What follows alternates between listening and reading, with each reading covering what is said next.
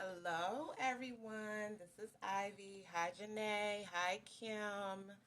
I see everybody coming into the room, so I'm just gonna say my good mornings first. Gosh, my hair is like really on this wild tip this morning.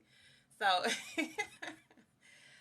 can you all give me a thumbs up and let me know that you can hear me really good? Because I always wonder if I'm talking to myself sometimes on these calls. Okay, thank you, y'all, for the love.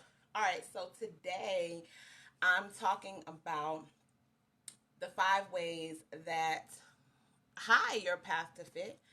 The 5 ways that I make social media more body positive for me. Thank you for the compliment on my hair. Thank you. So, what I know is that media has a really big influence on how we feel about ourselves, be it TV, be it radio, pictures, magazines. We all know if we're honest with ourselves, right? How many times have you looked at a magazine and instantly kind of felt a little different about yourself? And if you all don't know me, I'm one of those people, I keep it real. So I'm going to say that there's been times, even if it's not your body, maybe it's your hair, your makeup, maybe you're like, oh, I wish I could get that down pat. I so suck at doing makeup in that way. Or even if sometimes home magazines, it's like, why doesn't my house look like that? Why can't I decorate like that? So, media does have an effect on how we feel about ourselves and our life. So, I wrote a blog post on my blog site a few months ago, and I got some really good responses, and it resonated with people deeply. So I wanted to come in and talk to you all today about social media and how it affects how we feel about our lives and our body relationship. So, hi, Dimitri. As you guys come in, if you want to put your name, I'll definitely give you a shout out. Thank you for the share, Jamie. I appreciate it. So, one of the ways that I found that I make social media body positive for me is that I simply follow people who look like me. Now, get this. Hi, Mark. Um, this is not saying I only follow people who look like me in a narcissistic sort of way. But what I realized was that when I was online and I wasn't coming from a body positive perspective, I was following more people who I thought that I wanted to aspire to look like rather than people that really looked like me. Thank you for the share, Kim. Um, so what I had to do, and this was a couple, like probably about a year ago, was go through and start really purging who I was following based on a body positive perspective, based on a learning to love me perspective. And so I started following people who exactly a detox, Melissa. I had to go through and start following more people who had, I have thick thighs, I have a belly, I'm a plus size female, I've got the arms here. So I started following more people who look like me. And the reason that I did that was because that helped me to see um, I was able to see their confidence. It helped me to start feeling better about myself because when you start following more women or men who look more like you and you see them living their lives and they're living bold and they're fierce, before you know it, I promise you, it starts to rub off on you. And you start to realize that, first of all, you're not the only one that's maybe going through certain body challenges. And you're not the only one out there who might have, skinny legs or wiggly arms or a jiggly belly or full lips or wide nose or whatever it is. When you find those people and you start following them, it actually affirms how you feel about yourself. And especially if those people are positive and they're bold and they're living their dreams and they're accomplishing things in their lives, it's very what do I want to say? It's affirming. Yeah.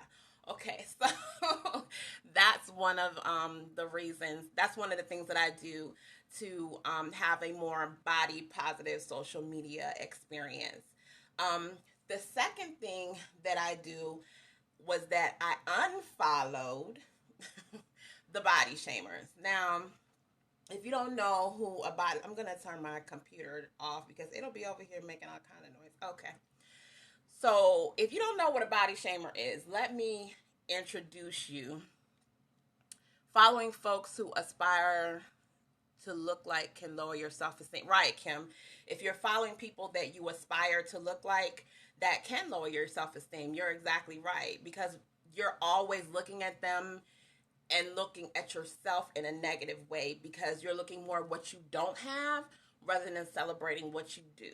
And before you know it, that can totally change your vibe and your mindset about what you're seeing in the mirror. So, yes, Kim, I'm right there with you on that one. The second thing, like I was saying, exactly, celebrate you. Oh, thank you, Feminist Fitness. I unfollow the body shamers. So, guys, can you give me a thumbs up if you know what a body shamer is, or if you've seen the body shamers online?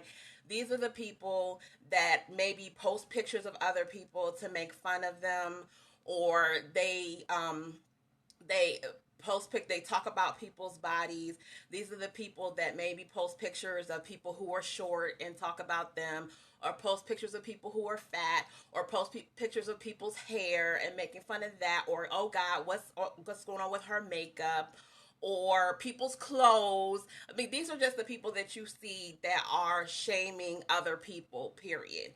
Now, I'm gonna tell you, like, I hit that unfollow button with like the quickness, like lightning, when I see those people in my timeline now, because I'm like, no, bye. Because I don't even want that energy in my timeline. And I'm telling you, sometimes it's been people that I follow for a while, and I might have been following them for some other reason that I was really vibing with them. But when I see them making fun of other people or body shaming, I can't get with that. First of all, because I'm all about the body love. That's me and my tribe.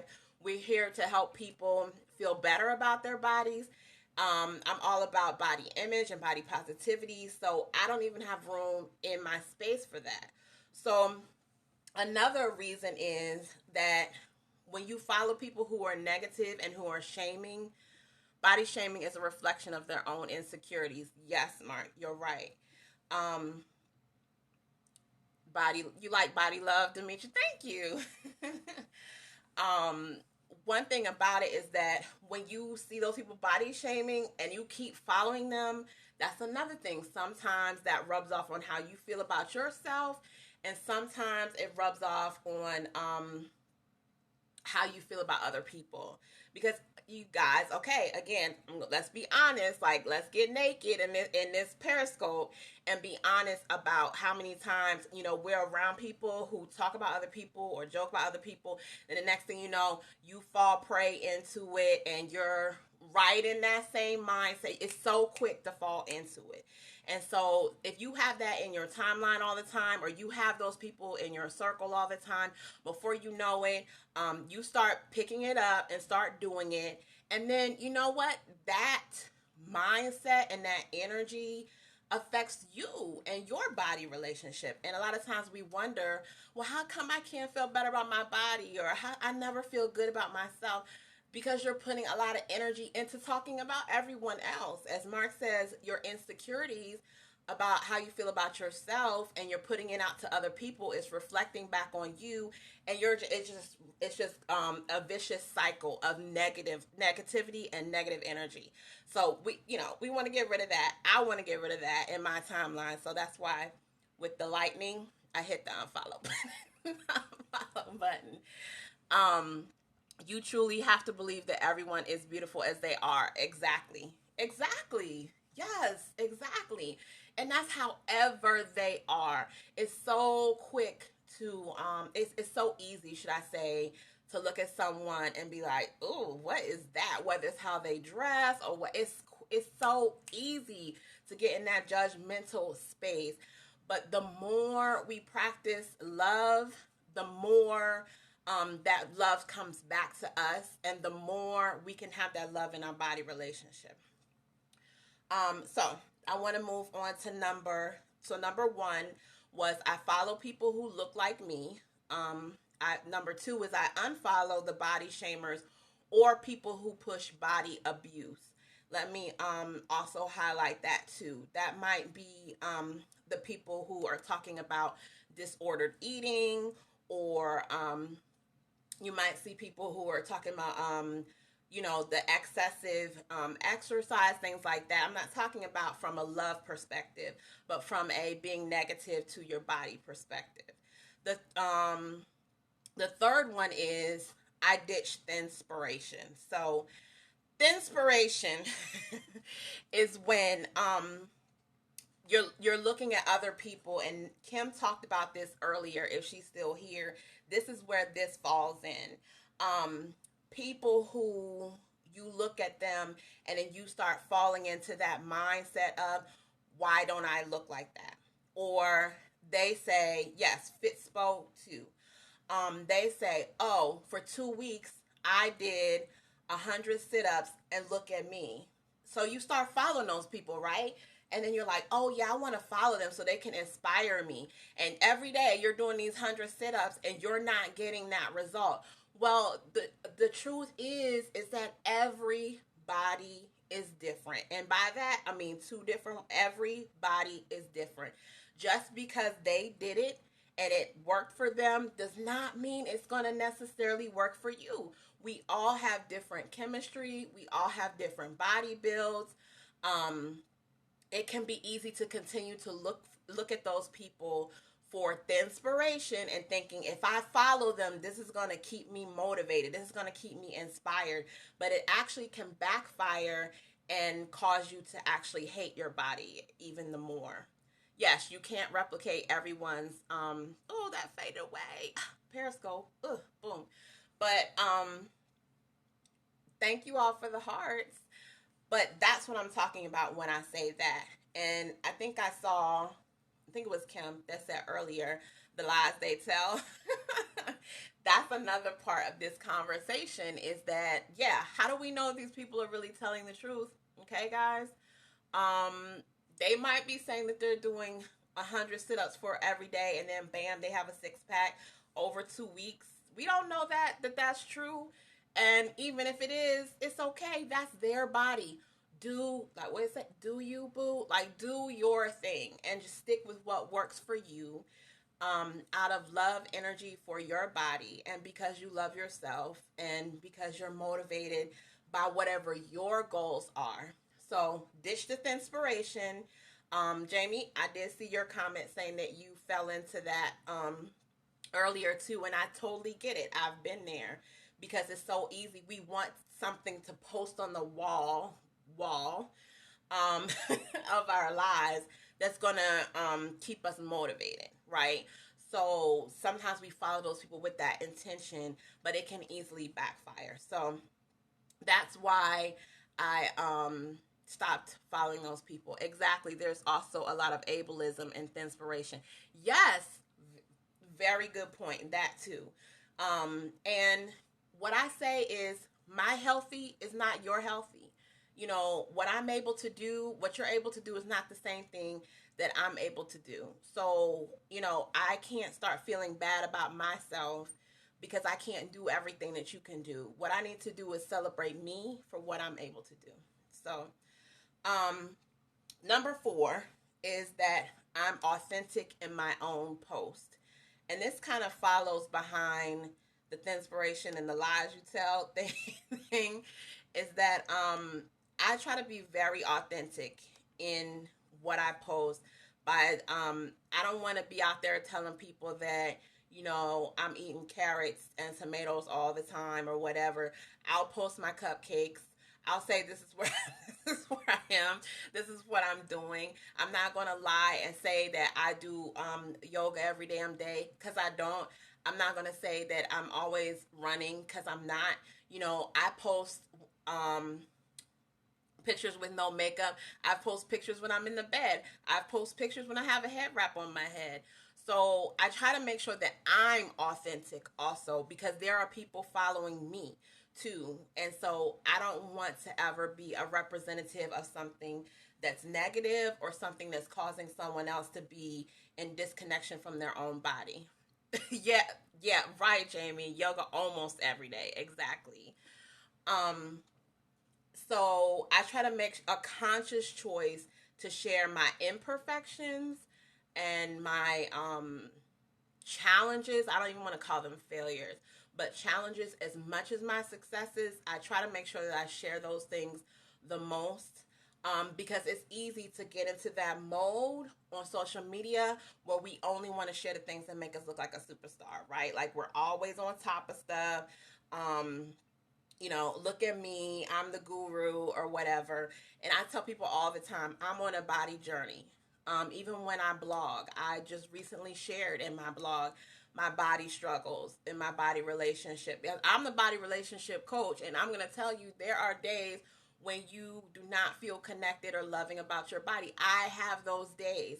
But the reason that authenticity matters is because when you do see me get through that trial or those challenges with my body, and you see me on the other side being able to stand in boldness and being able to be confident, then you know that, okay, I saw Ivy have these hard times, I saw her have those challenges, and she's still able to be loving towards herself, so I know that I can do it too.